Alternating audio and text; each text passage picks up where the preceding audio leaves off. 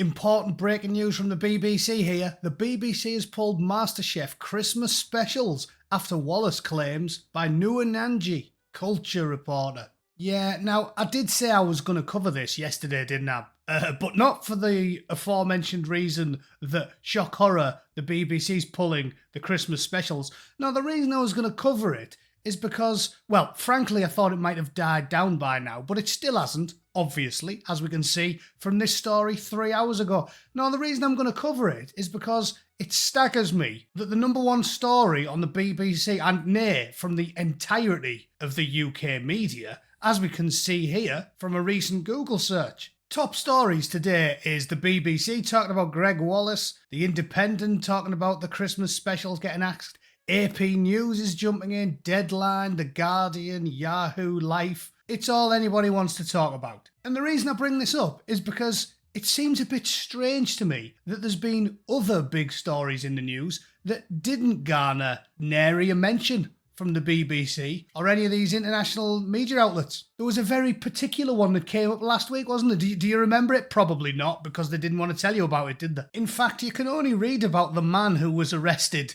for an investigation into all of those thousands of viral videos of scantily dressed women on nights out in Manchester. You can only find out about that story when you go onto the Greater Manchester Police website. And the bloke who was arrested on suspicion of harassing and filming thousands of women over many months, he's been given anonymity for some reason, probably because he's a 27-year-old bloke from Bradford, yeah. So that leads me to the crux of the video, yes? I've got one very simple question. Why is news about Gregg Wallace making sexist jokes splattered across the front pages and thrown at you 24/7 for a week, but news about, gentlemen of a certain persuasion barely gets a mention, and the fella is granted anonymity? Why is that? Why is Harriet Harman, we'll discuss that in a second, a sitting member of the House of Lords, now wading into the Gregg Wallace argument today? But Harriet Harman didn't say anything about, well, I'll just do a top three, shall I? A 12-year-old from Rochdale getting banged more than Stevie Wonder's big toe. Hugh Edwards, who is apparently such a prolific groomer, we're going to have to coin a new term for him, turbo groomer.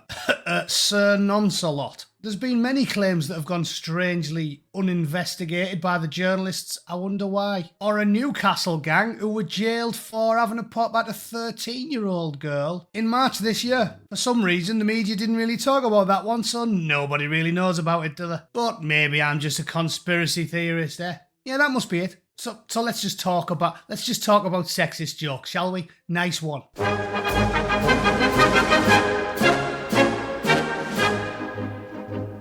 Right then, I've took a leaf out of Harriet Harman's book. Today, I'm going to concentrate on the sexist jokes and not the tens of thousands of appalling crimes carried out by all of the regulars at that wonderful snack bar that Alan owns, that everybody's always shouting about all the time. So I tweeted this out yesterday. News for a week, Gregg Wallace being a bit sexist. News for an hour, 10,000 blokes like this torturing, rogering and killing 50,000 children for 30 years while the BBC, Keir Starmer, who was head of the Crown Prosecution Service, and hundreds of MPs and senior policemen covered it all up. And that is a screen cap from a BBC story full of the obvious. Although I did chuckle at that picture for one reason, and that's because this fella third from the bottom on the left-hand side has exactly the same look on his face as I did when I was 12 and my granny caught me wanking. So yes, it's all a bit strange, isn't it? It's almost like those wacky, crazy conspiracy theorists who pointed out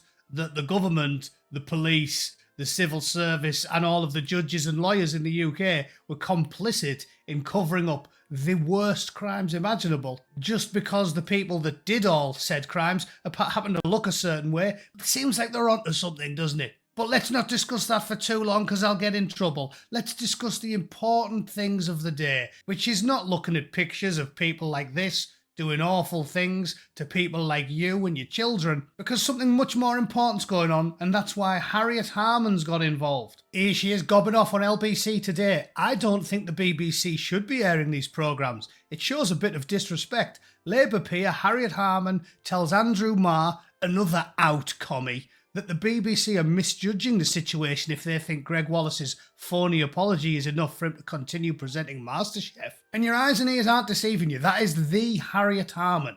You know the Harriet Harman? The one who famously, basically, is a world-famous nonce apologist. Yeah, that's the one. If you're a bit younger than me, you might not remember this. Harriet Harman, famously, well, I'll show you the story. This is a Guardian article from more than 10 years ago, and it says, Harriet Harman rejects the allegations of 1970s link to diddlers. She went on the attack and went at the Daily Mail for launching a politically motivated smear campaign against her and her husband, Jack Dromey, over its claims they were linked to a, Rights for Wrong'uns campaign in the 1970s. Labour's deputy leader condemned the horrific allegations and issued a rebuttal after the newspaper claimed the couple and former Health Secretary Patricia Hewitt were apologists for child abuse when they were officers at the National Council for Civil Liberties. Yeah, you know what the National Council for Civil Liberties used to campaign for? The liberty of diddlers to be at liberty with the hands down your kids' drawers. That's what they used to campaign for. It's not a smear. It's true. And just because a lot of time has passed doesn't mean Harriet Harman shouldn't be behind bars where she belongs. And when you've got the likes of Ed Miliband praising her huge decency and integrity, you know she's lower than a rattlesnake's balls. Harman's attacks on the Daily Mail echo Miliband's decision to publicly tackle claims made by the newspaper last year when it branded his Marxist academic father, Ralph Miliband, the man who hated Britain. Yeah, because Marxists love Tory Britain, don't they?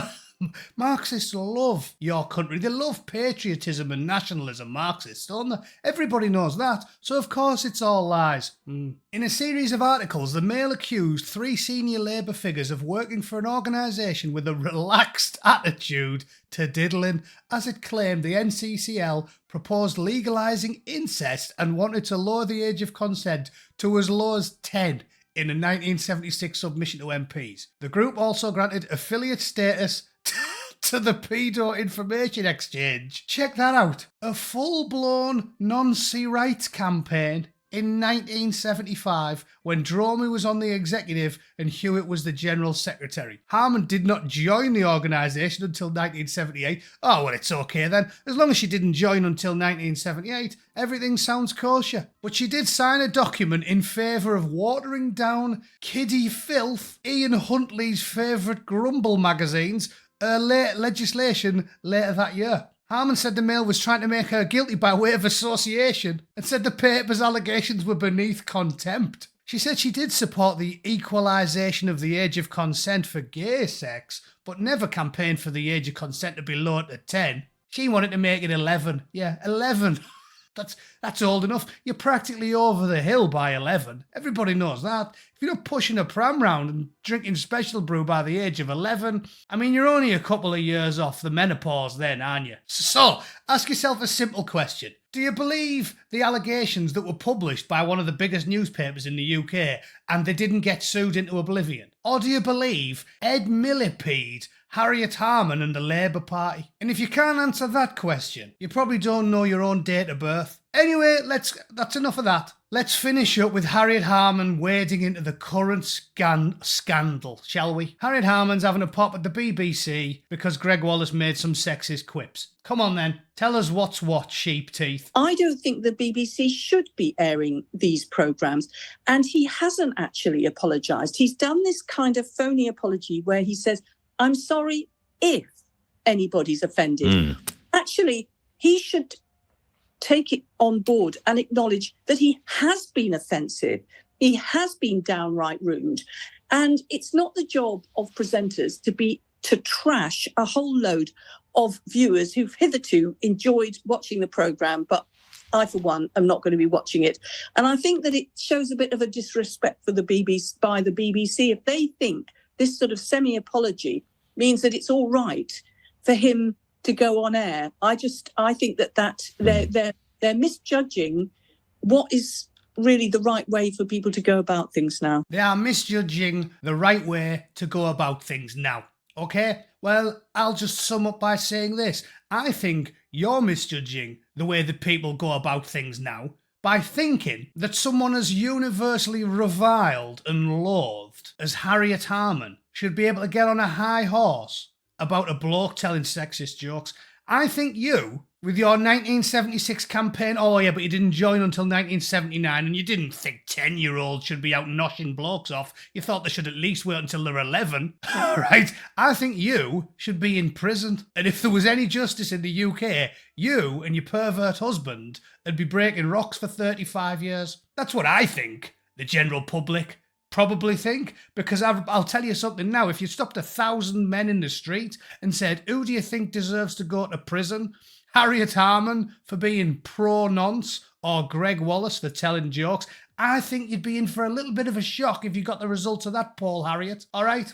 So that's today's video. If you think I'm wrong, I mean, you probably also think Ian Huntley should be on your Christmas card list, but if you think I'm wrong, please let me know in the comments so I can mock you ruthlessly in front of everyone, okay?